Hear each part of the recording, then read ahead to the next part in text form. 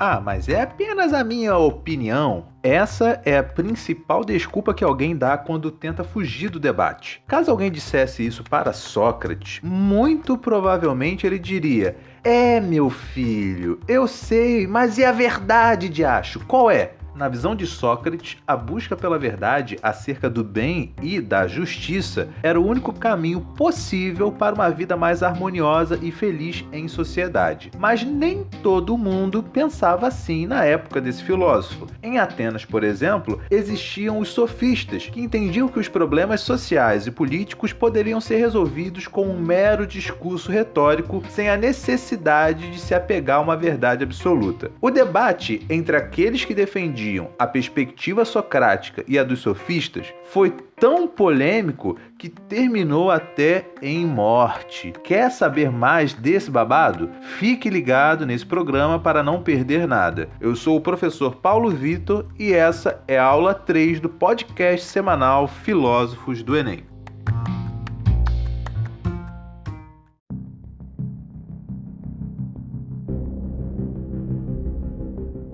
Pela elegibilidade de todos os brasileiros, pela pureza da vida democrática, pela emancipação econômica, pela justiça social e, ao lado do povo, pelo progresso do Brasil.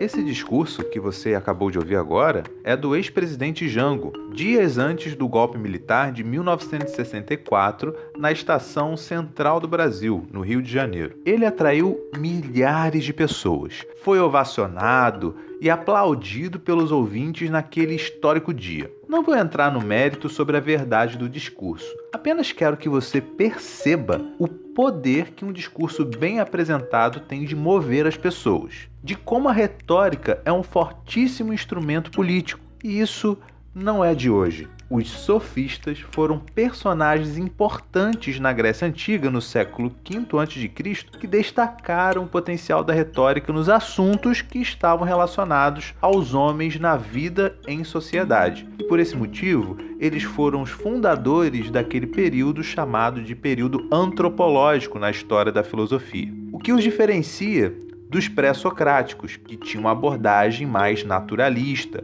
mais cosmológica. Então, eis a diferença entre os sofistas, Sócrates, e os pré-socráticos. Sofistas e Sócrates se encontram nos filósofos antropológicos, nessa categoria, e os pré-socráticos nas de filósofos naturalistas. É importante a gente lembrar um dado histórico antes de prosseguir. Você viu no programa passado que a Polis Atenas estava com a democracia, bombando. Essa forma de governo é maravilhosa, é ótima, mas tem lá os seus problemas. E o problema mais intenso é o embate de ideias. É uma coisa terrível, pois as pessoas têm opiniões diferentes, discutem, as emoções afloram, acabam brigando e as decisões importantes acabam demorando a sair, pois é necessário na democracia um consenso mínimo. Olhando para essas tensões típicas de um regime democrático, os sofistas notaram que a retórica tem um forte poder conciliador. Uma pessoa que domina a arte do discurso consegue persuadir o interlocutor de tal maneira a ponto de conseguir dar fim a uma guerra. Eles, então,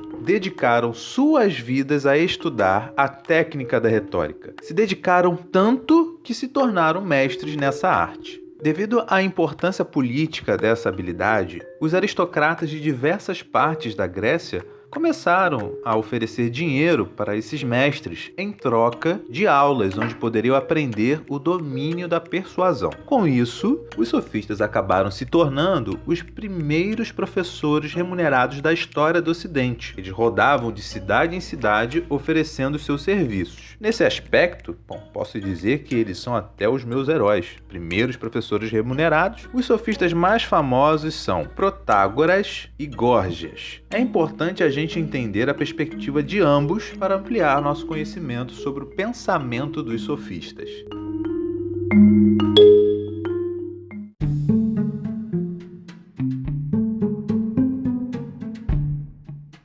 homem é a medida de todas as coisas. Certamente você já ouviu essa frase. O autor dela é Protágoras, ou pelo menos é o que nos diz os escritos de Platão. De qualquer forma, o importante é a mensagem dela. Cada indivíduo tem o seu modo de interpretar a realidade, ou seja, seu modo de medir as coisas. Ninguém percebe o mundo exatamente da mesma maneira. Podemos dizer com isso que Protágoras inaugura uma visão relativista da verdade, ou seja, tese que tenta entender a verdade como algo relativo à opinião de cada um. Desse modo, não faz sentido correr atrás de uma verdade absoluta, uma vez que cada um tem sua própria visão de mundo. Protágoras também defende que nós podemos modificar a visão de mundo das pessoas que estão à nossa volta através do uso da retórica. E se a gente parar para pensar mais um pouco sobre aquilo que ele está defendendo, isso significa que podemos criar verdades através de um bom discurso, através da linguagem. De forma bem direta, podemos dizer que o Protágoras defendia que a verdade ela variava de acordo com a percepção de cada um, mas também de acordo com a habilidade que cada orador tinha de convencer as pessoas. Se eu convenço as pessoas daquilo que eu acredito, o meu discurso ele se torna verdade.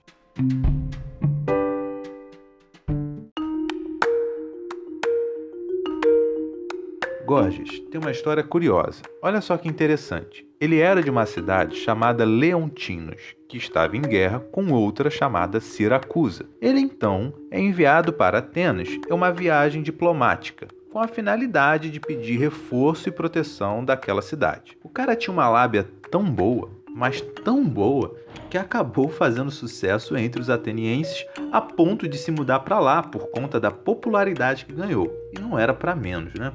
O Gorgias inovou ao explorar a performance da fala, os gestos, o tom de voz, explorar o apelo emocional. Esse método era tão bom que Gorgias conseguia defender até as ideias que eram consideradas absurdas para o povo. Chegou até nós um escrito dele chamado Defesa de Helena. No caso, esse discurso é sobre Helena de Troia, uma personagem do poema de Homero chamado A Ilíada. Ele narra a guerra entre os gregos e os troianos. O estopim dessa guerra é justamente Helena, que é a esposa de Menelau, um importante rei grego. O poema diz que ela se apaixona pelo príncipe troiano e é raptada em seguida por ele. Então, ficou no imaginário do povo grego a ideia de que Helena era a grande culpada. Gorgias ousa então fazer um discurso defendendo Helena. Nesse discurso ele destaca que Helena foi persuadida pelas emoções e que por ser persuadida pelas emoções foi manipulada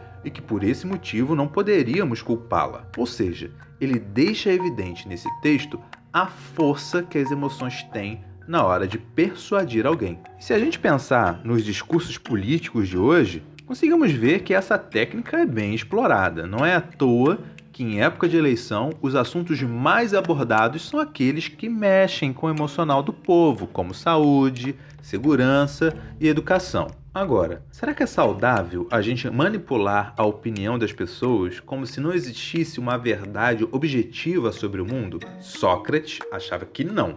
Inclusive, ele achava que os sofistas eram desonestos, enganadores e charlatões. Vamos aprofundar então o pensamento de Sócrates agora.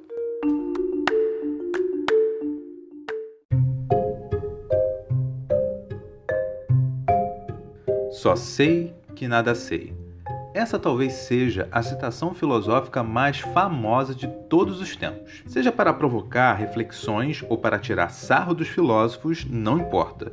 O importante é que ela traduz bem o estilo de Sócrates, que é reconhecer que não podemos ficar satisfeitos com a mera opinião. Isso não é o suficiente. Se não refletirmos criticamente sobre o que julgamos saber, significa que estamos muito longe da verdade. Sócrates, então, nos convida a pensar: será que minhas crenças são realmente verdadeiras? Resumindo, Sócrates afirma que desconfiar de nossas convicções é o primeiro passo para abandonar a mera opinião, ou aquilo que os gregos chamavam de doxa. Se escreve assim: D-O-X-A, acento no O, doxa, que significa opinião.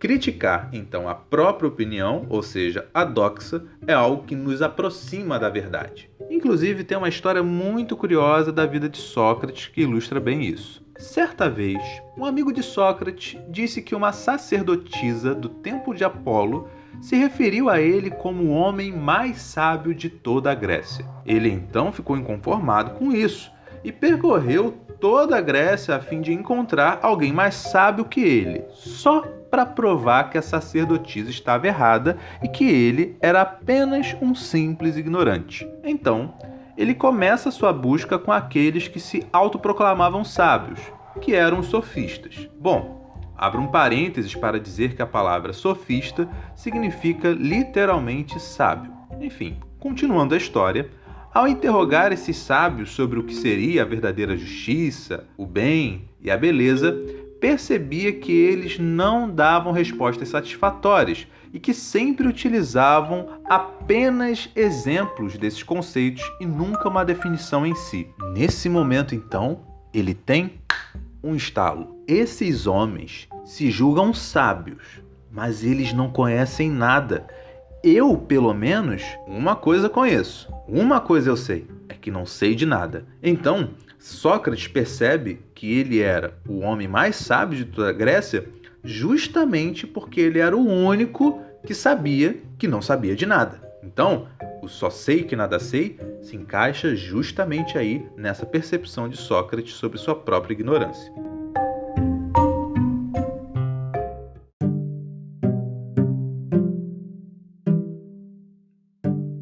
Agora, vamos entender melhor o método socrático. Nós vimos que Sócrates estava bem interessado em conhecer a verdade sobre os conceitos de bem e de justiça, ou seja, a verdade sobre o bem em si mesmo e a justiça em si mesmo. Agora, como chegar nesse tipo de conhecimento? Sócrates entende que cada indivíduo, inspirado por um espírito chamado daimon, poderia encontrar a verdade em seu interior. Esse, então, é um ponto inicial para entender o método socrático. Sócrates não ensinava nada, mas ajudava seu discípulo a fazer nascer a verdade de dentro de si. Então, Sócrates compara o seu trabalho ao de uma parteira. Esse processo de autodescoberta da verdade, ele chamava de maêutica, que é uma palavra grega que significa parto de ideias. Maêutica se escreve assim: M-A-I-E-U-T-I-C-A, acento circunflexo no E. Dizem que Sócrates faz essa analogia por conta de sua mãe, que era parteira. Bom, agora para que a maêutica ocorresse, era necessária uma etapa anterior que podemos chamar de ironia. Sócrates, ao dialogar com o seu discípulo, fingia estar convencido de que a opinião do seu interlocutor era convincente. Quando o discípulo terminava o seu discurso, Sócrates então vinha com uma pergunta que balançava a crença do jovem aluno. Isso então provocava uma desconstrução das crenças do discípulo, onde este começava a duvidar das suas próprias convicções. É exatamente esse processo de desconstrução da própria convicção que chamamos de ironia. Bom, uma coisa que tem que ficar clara para você é o seguinte: o diálogo nisso tudo é indispensável. O discípulo só desfaz sua crença e descobre a verdade interior quando tem contato com alguém que apresenta uma ideia diferente da dele. Sócrates, no caso, faz esse papel de contraponto. Isso é interessante, pois demonstra que, por mais que seja desconfortável, ter contato com opiniões e ideias diferentes das nossas é fundamental para o crescimento intelectual. Agora, por que perder tanto tempo e esforço para entender o bem e o justo em si mesmo? Sócrates percebe que somente através desse conhecimento podemos ser boas pessoas e construir uma sociedade mais justa. Ou seja, Sócrates estabelece uma relação necessária entre uma boa vida e o conhecimento, que é, na verdade, uma mensagem importante para o momento que a gente vive, onde a ciência, infelizmente, tem sido atacada por correntes obscurantistas e até mesmo alguns governantes têm desqualificado o conhecimento científico. Mas esse é um assunto que fica para outra hora. Resumindo, os pontos mais importantes do pensamento socrático são: primeiro, existe uma verdade absoluta, isso é muito importante, que se diferencia das meras opiniões não refletidas e não criticadas. Ou seja, Sócrates não é um relativista, diferentemente dos sofistas. Segundo ponto, Encontrar a verdade é um processo de autoconhecimento, que significa que nós devemos reconhecer nossa própria ignorância, desconstruindo antigas opiniões e reformulando conceitos para que eles se aproximem mais da verdade em si mesmo.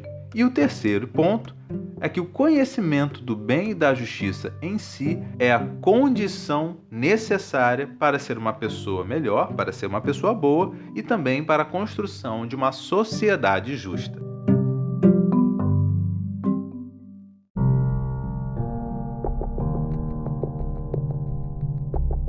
A morte de Sócrates é um episódio que não pode ficar de fora. Você viu que Sócrates e os sofistas não se batiam muito bem, e essa briga ela teve um desfecho muito trágico. Veja, Sócrates era uma pessoa simples, que andava pelas ruas de Atenas junto com os seus discípulos.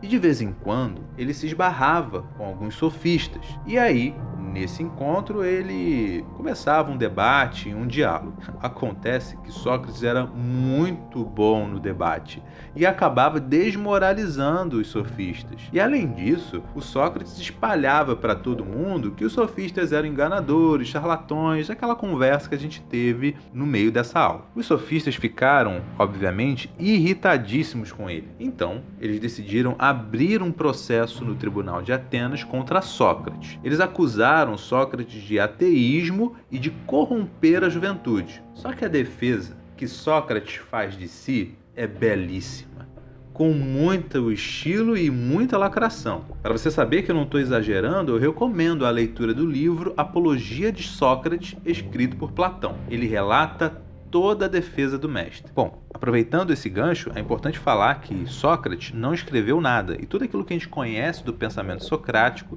está nos escritos de Platão e de alguns contemporâneos dele. Só para ficar registrado. Continuando a história, mesmo com uma defesa robusta, os atenienses julgaram Sócrates como culpado, e a sentença foi a morte. Ele teve que tomar um veneno chamado cicuta. Só que antes de tomar, ele teve um período com seus discípulos onde ele pôde se despedir. Esse episódio foi representado pelo pintor Jacques-Louis David, que está lá no feed do meu Instagram, @filósofosdoenem, para você dar uma olhadinha.